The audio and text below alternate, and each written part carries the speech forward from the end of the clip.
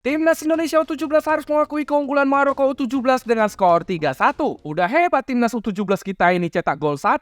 Portugal aja nggak mampu cetak gol ke gawang Maroko di Pildun kemarin. Tapi kenapa Indonesia bisa kalah dari Maroko, Loy? Oke, sebelum ke pembahasannya, aku minta bantu follow ya buat kalian yang belum follow. Makin banyak kalian follow, makin semangat abang ini nendang penalti.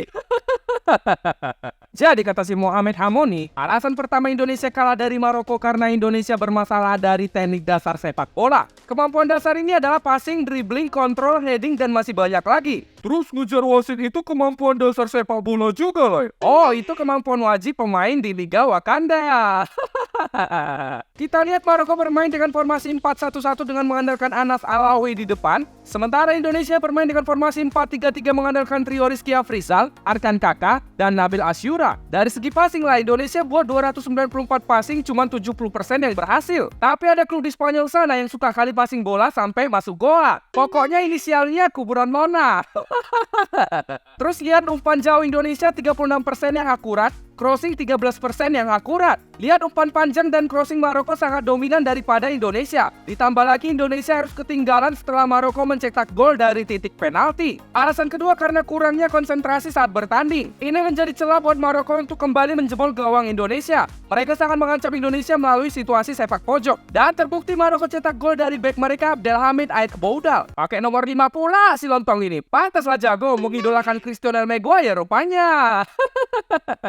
Jadi nyambung ya, pertama skill dasar sepak bola yang buruk, konsentrasi pemain yang buruk, otomatislah karena hal dua tadi, alasan ketiga strategi taktik yang tidak berjalan lancar. Tiap lini di Indonesia kurang bisa mengalirkan bola-bola ke depan untuk mengancam gawang Maroko. Dilihat dari statistik, Maroko unggul dengan 60% penguasaan bola berbanding 40% yang dimiliki Indonesia. Dari segi tembakan pun Indonesia membuat 10 tembakan, 2 tembakan ke gawang dan 1 gol. Tuh, paten kali ya tendangan bebas si Nabil Asyura ini. Ingat, 1 gol Indonesia itu dari tendangan bebas. Artinya Indonesia tidak bisa mencetak gol dari skema membangun serangan. Lihat Maroko berhasil cetak 3 gol membuat 9 tembakan ke gawang dari 28 percobaan tendangan. Wah, kok ada angka keramat utang lona ini. Gol ketiga dari Maroko membuat Indonesia tidak bisa mengejar ketertinggalan. Kok bisa lah si Ikram ini mengonanakan diri? Tapi salut kali aku lihat si Ikram ini. Kalau nggak dia yang jadi kiper, mungkin aja skornya bisa lebih besar lagi. Ikram menjadi pemain Indonesia dengan rating tertinggi 7,7. Kalian suruh nangkap bola udah jago kali si Ikram ini. Kecuali kalian suruh nangkap tuyul, cuman dukun Bradway yang bisa.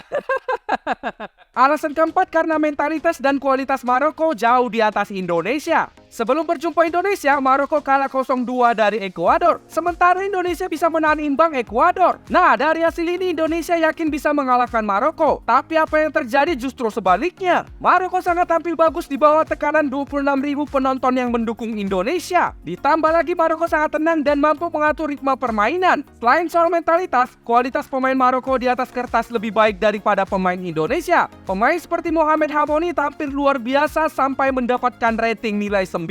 Dia mempunyai kemampuan individu yang sangat bagus dan berulang kali menerobos lini belakang Indonesia. Keren juga gaya rambut si Mohamed Hamoni ini. Kayak Gervinho KW28. Respect sama Coach Bima Sakti yang mau bertanggung jawab atas hasil pertandingan timnas di Piala Dunia U17. Inilah yang dinamakan jiwa kepemimpinan dari seorang pelatih yang berani mengakui kesalahannya. Ini juga sering kulakukan kepada tim bocil-bocilku kalau mendapatkan hasil yang buruk di turnamen. Beda sama si Ten Hag. Kalau Maguire United kalah, bisa nanti tiang gawang yang disalahkannya.